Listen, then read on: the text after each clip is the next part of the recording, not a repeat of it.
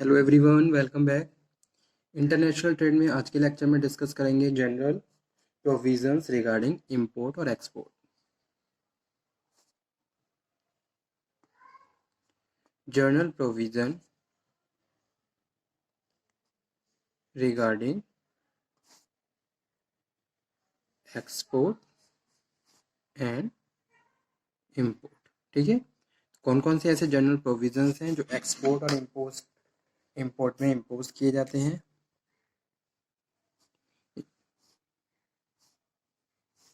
These are the rules and regulations which are imposed by the government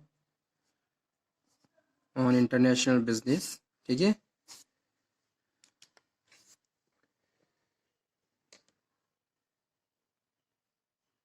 so export and import shall be free except in the case where they are regulated by the provision of this policy or any other law of the time being force.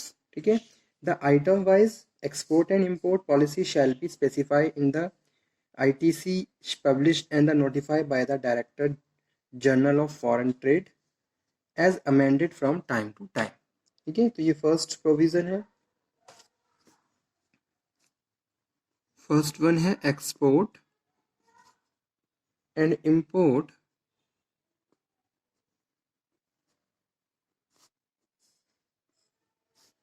Free unless regulated।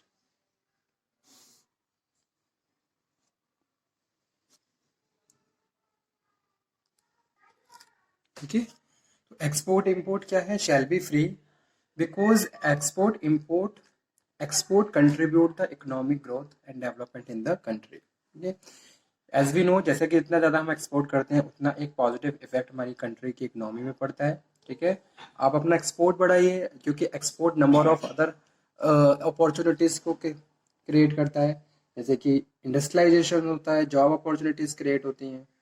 तो ये सारे important factors हैं, increasing the living standard of the people. तो ये सारे ऐसे factors हैं जो आपकी कंट्री की इकोनॉमिक स्टेटस को और ज़्यादा इम्प्रूव करते हैं। ठीक है, तो इसलिए फर्स्ट जो प्रोविज़न है, export import shall be free, और जो भी एक्सपोर्टर है जो फैक्ट्री रन कर रहे हैं उनके लिए जो रॉ मटेरियल है वो रॉ मटेरियल भी बहुत कम प्राइस पे, ठीक है, सब्सिडी के साथ उनको प्रोवाइड किया जाता है। Because everyone is know exporter create a very significant role in the economic growth and development of the country. Okay, so second one provision है compliance with law।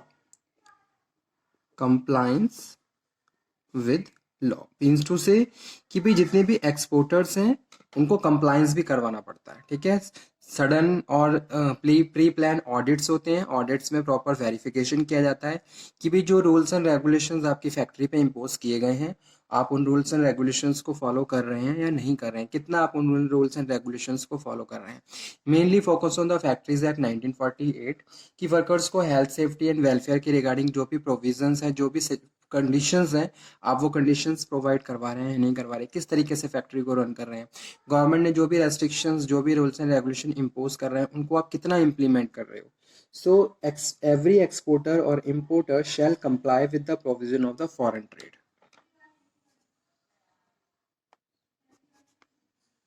Every exporter and importer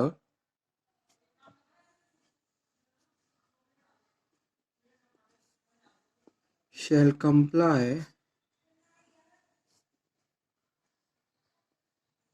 with provision of foreign trade।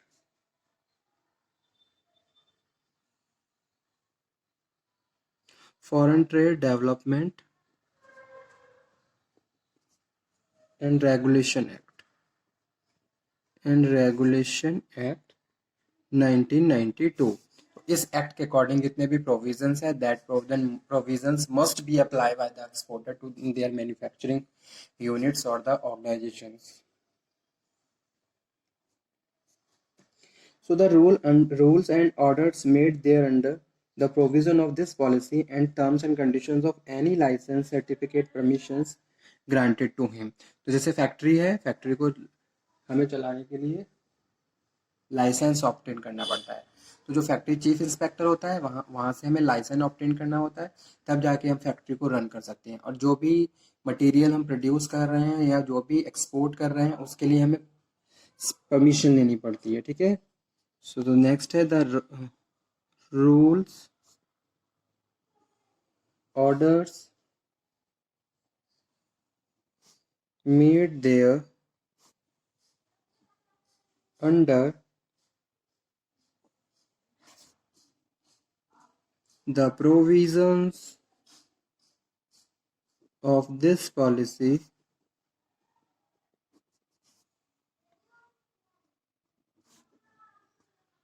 and terms and conditions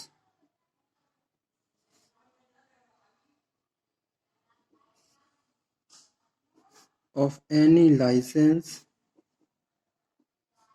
certificate,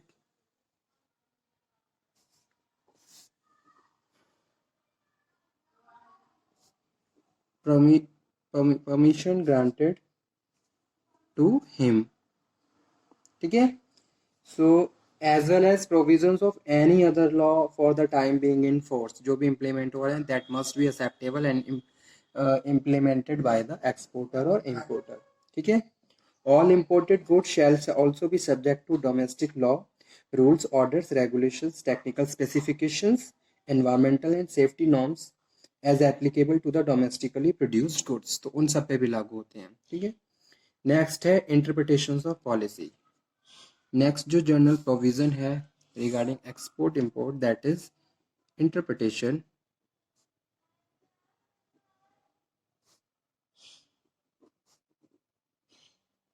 of policy. If any questions or doubt arise in the respect of the interpretation of any provision contained in the policy regarding the classification of any item or handbook, the said questions or doubts shall be referred to the Director General of Foreign Trade। तो यहाँ पे लिख देता हूँ, जो भी doubt है, जो भी एक तरीके से इश्यूज है, वो इश्यूज कंसीडर किया जाता है by director general of foreign trade, ठीक है। तो अगर कोई भी पॉलिसी हम जैसे कोई नई ट्रेड पॉलिसी आई है, that policy must be analyse first. सबसे पहले क्या होगा, जो एक्सपर्ट होते हैं direct with the guidance of the director general of the foreign trade, और जितने भी एक्सपर्ट्स होते हैं वो सब क्या करते हैं, पॉलिसी को एनालाइज करते हैं कि भाई वो पॉलिसी कितना इफेक्टिवली हमारी फैक्ट्री सॉरी हमारी कंट्री के लिए रन करेगी, ठीक है। और उस पॉलिसी को हम अपनी जो भी हमारा एक्सपोर्ट का जो वे है, या जो भी हमारे एक्सपोर्ट का नेचर है, ऑब्जेक्टिव्स है हमारे, उसके हिसाब से फ्रेम करते हैं, ठीक है। तो एक इम्पॉर्टेंट प्रोविजन ये भी है कि भाई उसको हमें इंटरप्रिटेट करना है पॉलिसी को।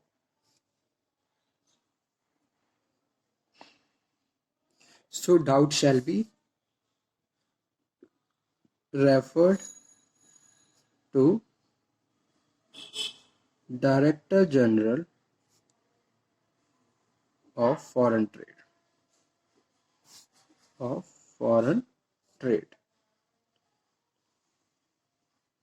इसका डिसीजन क्या होता है,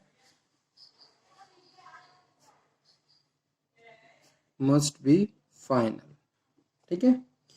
नेक्स्ट प्रोविजन है प्रोसीजर। क्या प्रोसीजर होता है, तो प्रोसीजर क्या है,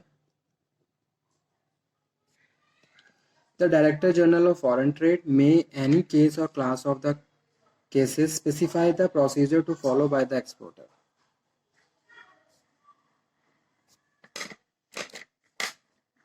Specify the procedure followed by exporter, ठीक है।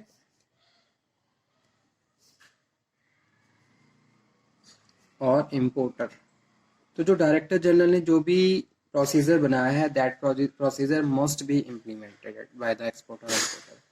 जैसे कोई भी एक फैक्ट्री एक पर्टिकुलर एरिया में है, तो फैक्ट्री का जो चीफ इंस्पेक्टर है उस एरिया में, वो जो भी रूल्स अप्लाई करेगा, that rules must be applicable and apply and follow by the जितने भी एम्प्लॉयर्स हैं उस एरिया में, जितने भी एक्सपोर्टर्स इंपोर्टर्स हैं, वो उसको फॉलो करेंगे, ठीक है। तो वही चीज़ प्रोसीजर, जो भी प्रोसीजर है वो director general of foreign trade के द्वारा डिसाइड किया जाता है। Such procedure shall be included in the handbook, okay, supplement to the EXIM policy and the content relevant, जो एग्जिम पॉलिसी के रूल्स एंड रेगुलेशन है दैट मस्ट बी एक्सेप्टेबल।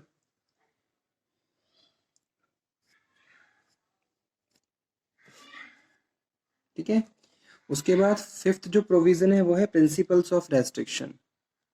कुछ principles हैं as a restrictions of on EXIM, principles of restrictions.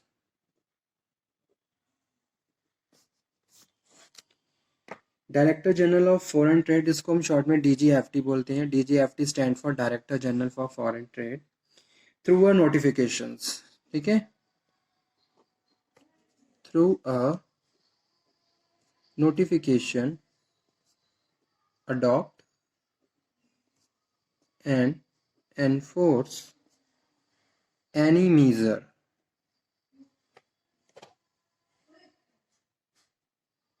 necessary for, first क्या है, first है protection of public moral, protection of public moral. Moral हमेशा लोगों का बूस्टअप होना चाहिए, मोरल को डाउन नहीं करना है, कोई भी ऐसे प्रैक्टिस फॉलो नहीं करनी है जिससे पब्लिक का इंटरेस्ट या फिर मोरल डाउन हो। तो ये फर्स्ट रेस्ट्रिक्शंस है। सेकंड वन है protection of human, animal and plant life और ब्रीथ। आप कोई भी ट्रेड प्रैक्टिस फॉलो कर रहे हो, उस प्रैक्टिस से ह्यूमन बींग का कोई नुकसान नहीं होना चाहिए। Protection human, animals